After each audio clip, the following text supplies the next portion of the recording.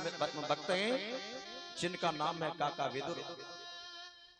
अब विदुर जी भगवान की भक्ति करते, जंगल में कुटिया बना कर रहते हैं।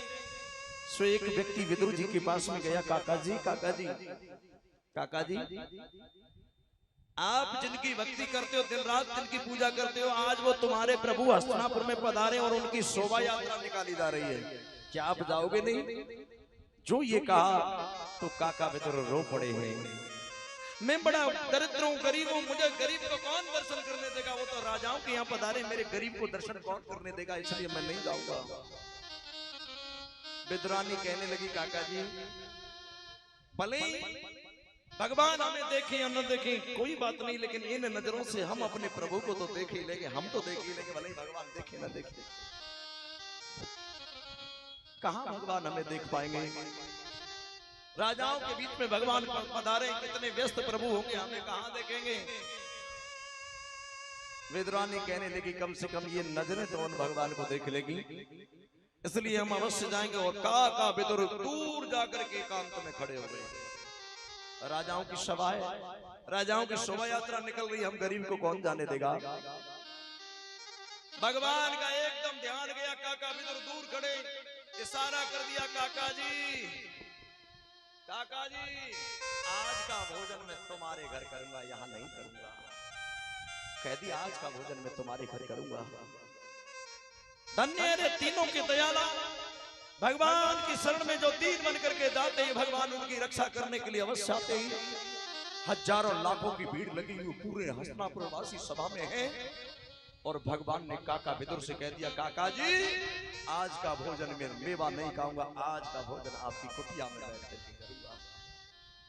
काका विदुर ने यह समाचार सुना, काका विदुर दौड़ पड़े, विदुरानी जल्दी चलो जल्दी चलो, वास्तव में प्रभु ने हमें देख लिया और भगवान आज का भोजन हमारे घर करेंगे। काका विदुर दौड़ पड़े। विदुरानी जल्दी जल्दी पहुंचा लगाओ, बुहारी लगाओ, चंदन का लेपन करो, आज हमारे भगवान आते होंगे। और मैं तब तक अपने गोपी ग्वालों के घर जा रहा हूं, भगवान के लिए माखन ले आओ। क्या कहा? मैं अपने भगवान के यहाँ भगवान को खाने के लिए माखन मिश्री ले आओ, मेरे भगवान को माखन मिश्री अति प्रिय है। सुक्का का विदुर माखन मिश्री मांगने के लिए गए, तब तक भगवान आ गए। भगवान ने मौका नहीं दिया, भगवान आए, आवाज लगाई, काकी जी दरवाजा खोलो। सो विदुरानी ने समझा विदुर जी आ गए। सो जैसे ही दरवाजा खोला है, आंखें पवित्र हो गई, देखा भगवान सामने खड़े हैं, प्रभु सामने खड़े हैं। दरवाजा खोला, प्रभु सामने खड़े हैं। अब इतनी भाव में डूब गई, इतनी भाव में डूब गई, कहां ये भरोसा था कि भगवान हमें देखेंगे भी नहीं, और आज भगवान हमारे यहाँ पधारे। सो विदुरानी भाव में डूब गई और भगवान श्याम सुंदर को आसन दे दिया, चौकी दे दी, बैठो प्रभु। और भाव में इतनी डूबी हुई है, शरीर का भी होश नहीं है। कंदली के फल लाई, केला लेकर के आई, अब केला को छिलका हटा रही है और भगवान के हाथ में छिलका पकड़ा रही है, होश ही नहीं है, और गूदा को कबाड़े में फेंकती हुई चली जा रही है। और भगवान बड़े चाव से छिलका खा रहे हैं, मेरे प्रभु बड़े चाव से छिलका खा रहे हैं। तब तक देखा, विदुर जी ने देखा कि भगवान कहीं आ नहीं गए हो, भगवान आने वाले होंगे, जल्दी चलो। सो आ करके काका जी ने दरवाजा बजाया, विदुरानी बाहर आई, बोले जल्दी दरवाजा खोलो, हमारे भगवान आते होंगे। विदुरानी जी बोली, आते होंगे, घर में पहले से तैयार बैठे, भगवान तो बैठे। काका जी अंदर गए हैं, भगवान के चरणों में सर को रख दिया। अब काका जी ने जो दृश्य देखा कि भगवान तो छिलके खा रहे हैं, भगवान छिलके खा रहे हैं। जैसे ही देखा मेरे प्रभु तो छिलके खा रहे हैं, भगवान ने छिलकों को छीन लिया, भगवान के हाथों से विदुर जी ने छिलकों को छीना। बोले प्रभु एक बात कहे। हाँ,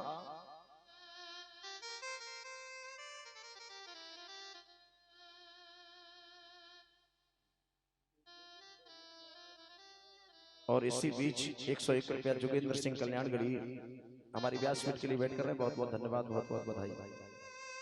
इसी बीच भंडारे में कुछ दान आया है,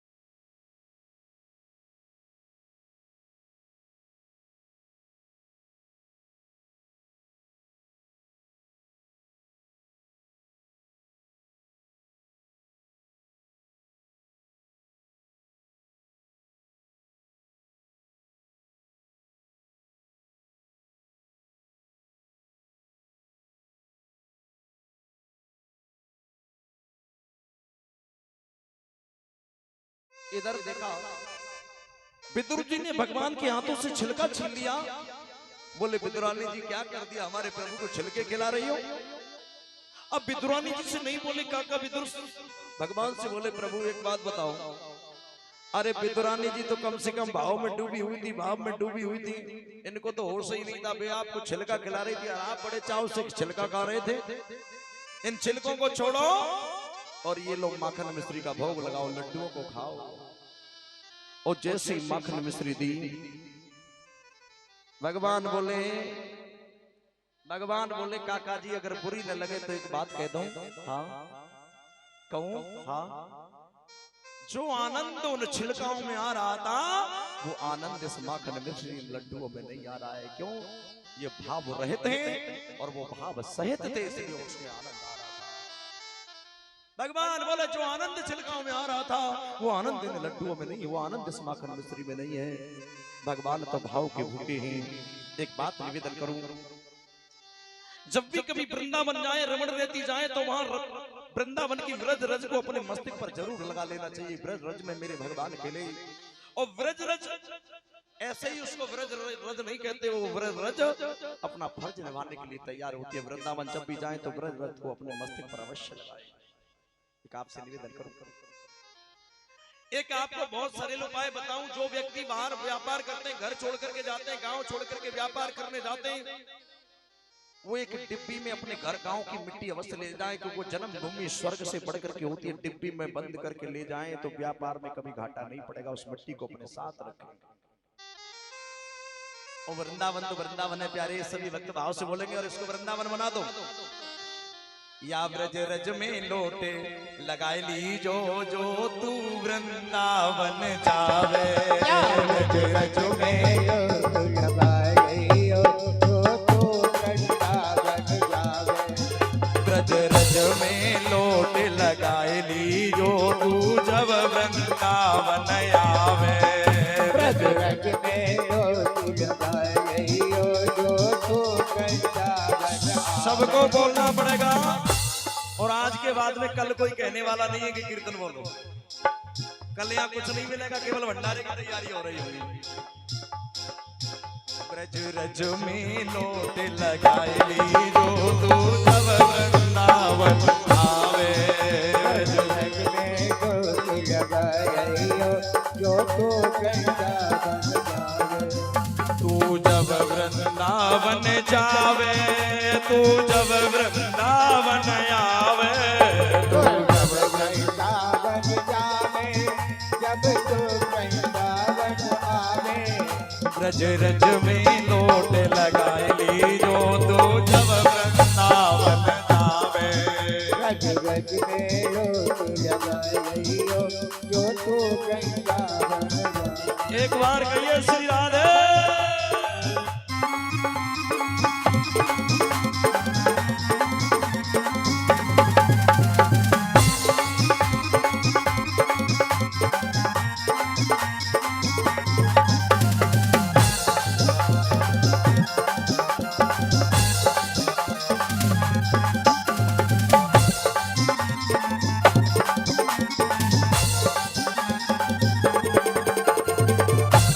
और ये सूरज अच्छा बूढ़े मथुरा से 101 रुपया पुष्पार भेंट कर रहे। भगवान से प्रार्थना करेंगे इनकी मंजिल की बाधाओं को दूर करें।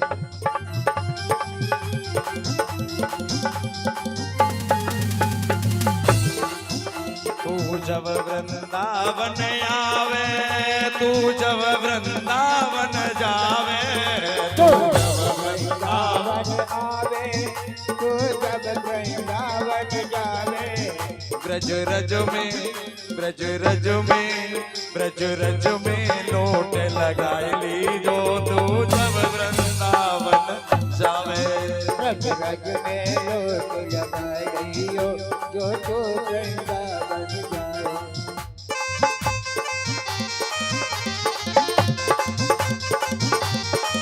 एक बार कहिए श्री राधे।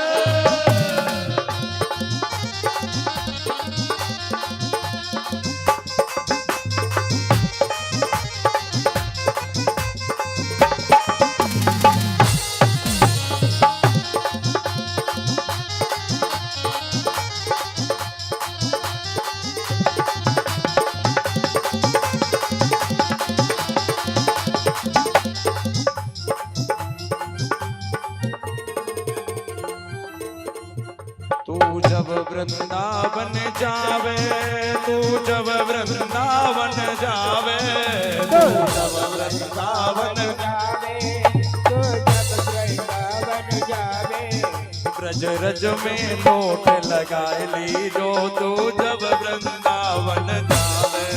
ब्रज रज में लोट लगाइयो, तो जब वृंदावन जावे। ये मन मेरो है मट मेरो, मेरो है मट मेरो, ये मन मेरो है मट मेरो, मेरो है मट मेरो। जा ब्रज में श्याम सुंदर खेलो, जा सुंदर श्याम सुंदर खेलो, जा ब्रज में श्याम सुंदर खेलो, जा सुंदर सुंदर खेलो। बारज को शीस चढ़ाए ली जो, जो तू वृंदावन जावे। भारत को शीश झुकाइयो, जो तू वृंदावन जावे। एक बार कहिए श्री राधे।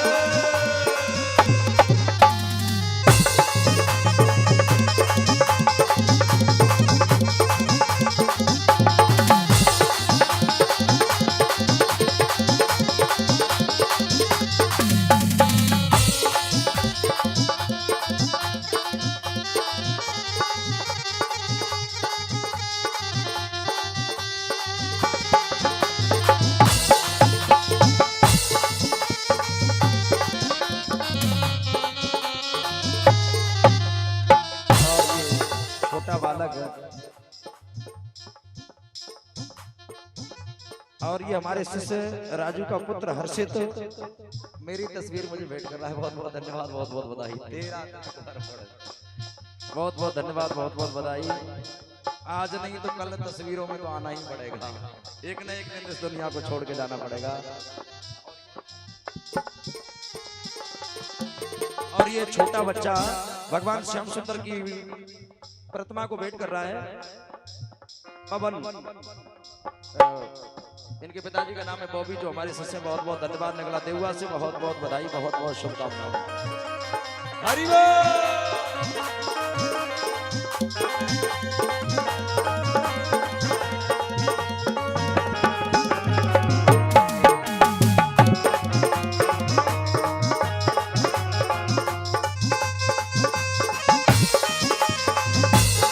एक बार कहिए श्री राधे।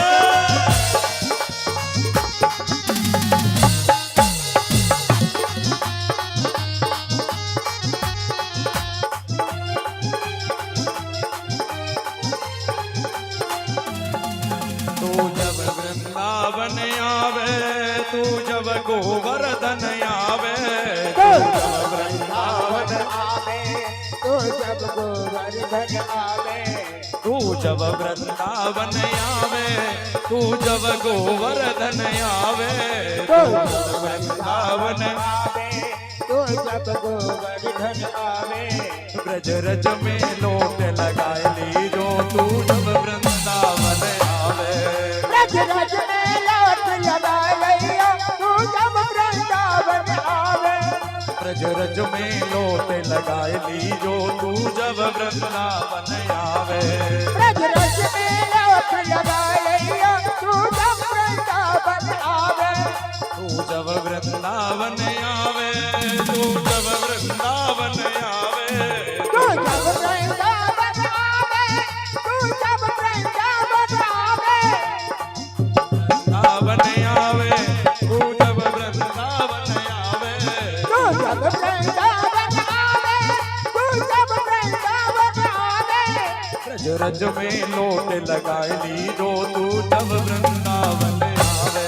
ब्रज रज में लोट लगाइयो, तू जब वृंदावन आवे।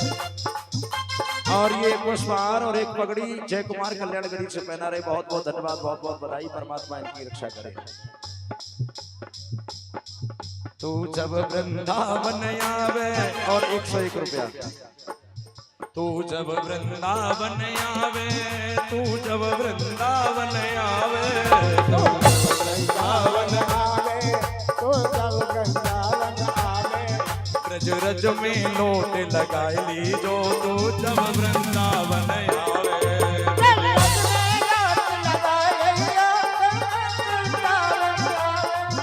ब्रज रज में लोट लगाए ली जो तू जब वृंदावन आवे। ब्रज रज में लोट गोवर्धन की छटा निराली, गोवर्धन की छटा निराली, जहाँ फूल रही है डाली डाली, जहाँ फूल रही डाली डाली, पर्वत को शीस नभाए लीजे तू जब वृंदावन आवे।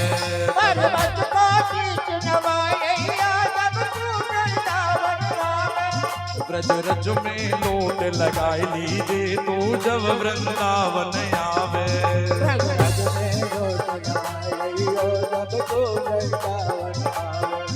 तू जब वृंदावन आवे, तू जब वृंदावन आवे, तू जब वृंदावन आवे, जब तो वृंदावन आवे। ब्रज रज में लोट लगाए ली जो तू जब वृंदावन आवे।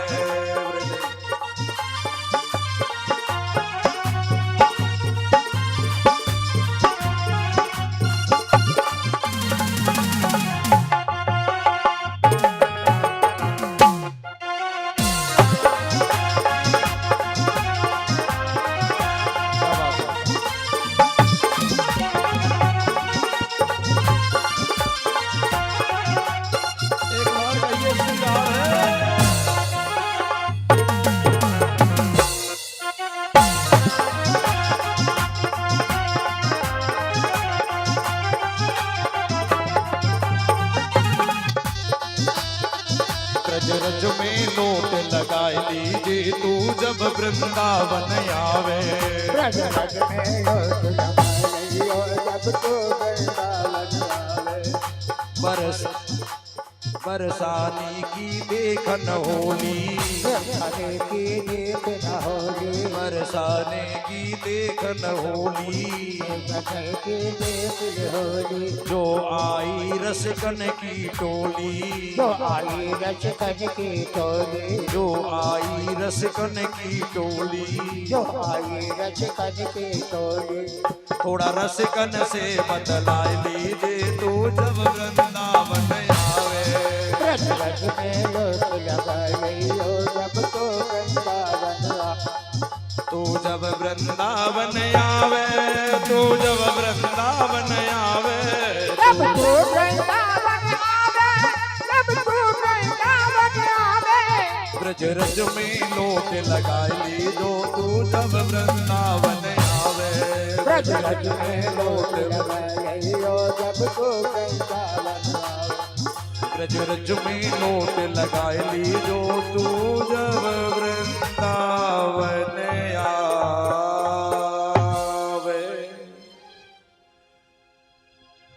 सुखदेव जी समझाने लगे राजन, आगे की कथा को मन लगा करके श्रवण करो। इधर देखा जब समस्त राजाओं को जीत लिया, चारों दिशाओं के राजाओं को जीत करके अपने राज्य में स्थापित कर लिया। अब भगवान श्याम सुंदर धर्मराज से कहने लगे, धर्मराज अभी एक राजा जीतने के लिए बाकी बचा है, जिसका नाम है जरासंध, उसको भी जीतना पड़ेगा, तब जाकर के हमारा राष्ट्रीय यज्ञ पूरा होगा। एक राजा बाकी है जिसका नाम है जरासंध। अब भगवान कृष्ण अर्जुन और भीम ने ब्राह्मण का वेश बनाया और ब्राह्मण का वेश बना करके जरासंध की राजधानी है गिरिव्रज, गिरिव्रज में पहुंच गए। और जैसे ही पहुंचे, जरासंध अपनी सभा में बैठा हुआ है, प्रशंसा करने लगे। जरासंध की खूब प्रशंसा करी। जरासंध समझ गया, कहने लगा, ब्राह्मणों मैं आपसे अति प्रसन्न हूं, मुझसे वरदान मांगो। भगवान बोले, हम ब्राह्मण है ही नहीं, हम ब्राह्मण नहीं है। कौन? बोले, मेरा नाम कृष्ण है और ये भीम है और ये अर्जुन है। अगर तुम हमें वरदान देना चाहते हो तो हम तुमसे युद्ध करना चाहते हैं।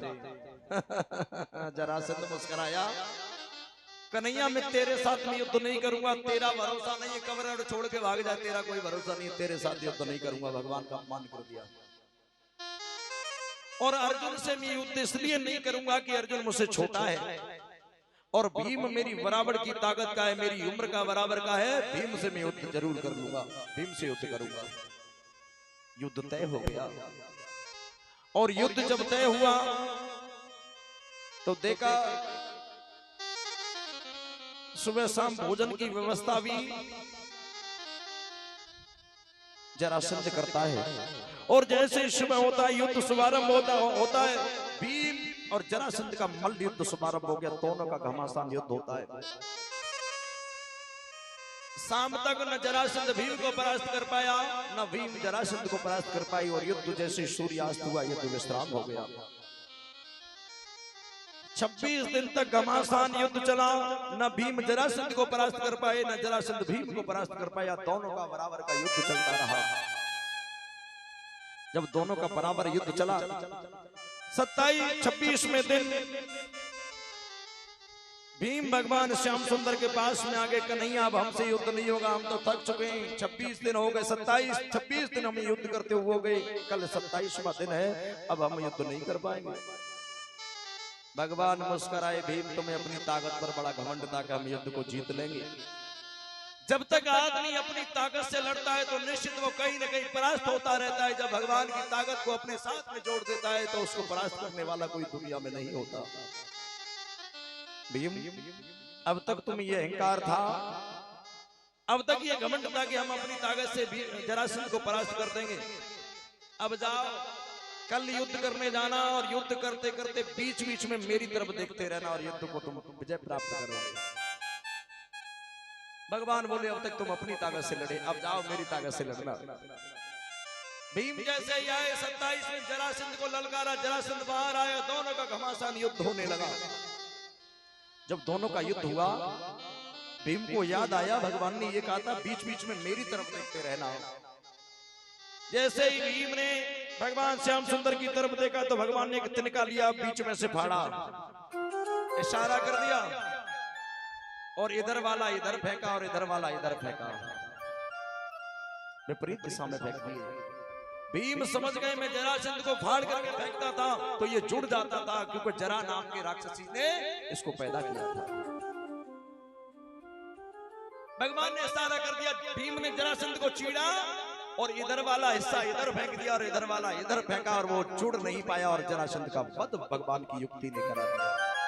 भीम ने जरासंध को मार डाला। और देखो यहाँ बड़े बड़े समझदार भक्त बैठे हुए हैं। मैं जब यहाँ मेरी यहाँ फिरोजाबाद में भागवती, उसके बाद में यहाँ सामान कुछ रखने के लिए लौट के आया था, इधर से निकला था तो सामान यहाँ रखा और ये मंदिर है सामने।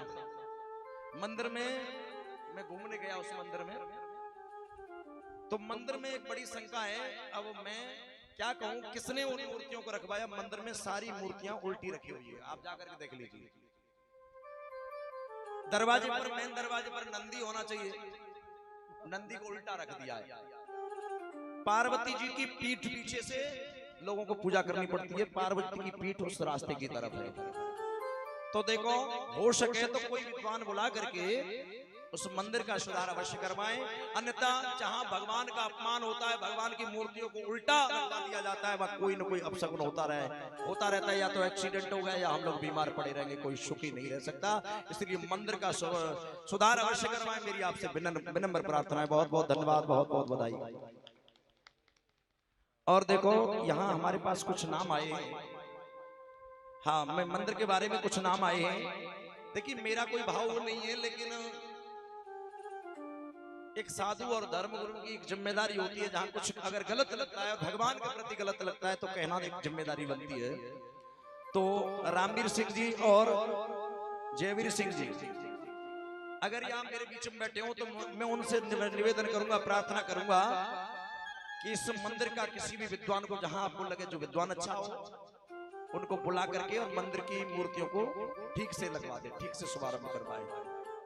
तब जाकर के मंदिर में पूजा करोगे तो निश्चित ही मंदिर की मूर्तियों का, मंदिर में बैठे हुए भगवान का पुण्य आपको प्राप्त होगा। आप किसी के पीठ के पीछे, देखो एक बात याद आ गई इसी विषय में। जब लंकापति रावण प्रभु श्री राम ने मार डाला तो लक्ष्मण से कहा, लक्ष्मण जाओ इससे राजनीति सीख करके आओ, ये बड़ा विद्वान है। वो तो एक मनुष्य था, एक साधारण व्यक्ति था, विद्वान था केवल। तो लक्ष्मण जी पीठ के पीछे खड़े हो गए, रावण नहीं बोला। और ये हमारे मास्टर विजेंद्र सिंह जी 101 रुपया पुष्पहार भेंट कर रहे हैं। भगवान से प्रार्थना करेंगे इनकी मंजिल की बाधाओं को दूर करे, राधा मैया इनके भंडार भरती रहे। सर्वे भवन्तु सुखिनः, सर्वे सन्तु निरामया, सर्वे भद्राणि पश्यन्तु मा कश्चित् दुःखभाग् भवेत्। जब रावण नहीं बोला तो प्रभु श्री राम से लक्ष्मण जी बोले प्रभु वो तो बोल ही नहीं रहा है। बोले कहाँ खड़े हुए? बोले सिर की तरफ खड़े हुए। बोले वो अब हमारा दुश्मन नहीं है। अब वो दुश्मन नहीं है, वो परम गति को प्राप्त करने वाला है। और ज्ञान किसी से अगर लिया जाता है तो चरणों में बैठा जाता है, उसके सामने बैठा जाता है। जब एक रावण पीठ के पीछे से ज्ञान नहीं दे सका, और जिन भगवान की प्रतिमाओं में भगवान का वास होता है, और पीठ के पीछे से पूजा करोगे तो तुम्हें कोई पुण्य मिलने वाला नहीं है। इसलिए मेरा विनम्र निवेदन है कि जिनके भी नाम बोले उन मूर्तियों को व्यवस्थित करा दे। बहुत बहुत धन्यवाद, बहुत बहुत बधाई, बहुत बहुत शुभकामनाएं। सुखदेव जी समझाने लगे, राजन आगे की कथा को मन लगा करके श्रवण करें। भीम ने जरासंध का वध कर दिया और उसी मुकुट को लेकर के आए। पहले दिन की कथा में आप सभी लोग सुनते होंगे कि राजा परीक्षित के मुकुट में कली का वास हो गया। इसी जरासंध का मुकुट था जिसको लेकर के चले आए। भगवान ने मना किया लेकिन अर्जुन नहीं माने और मुकुट लेकर के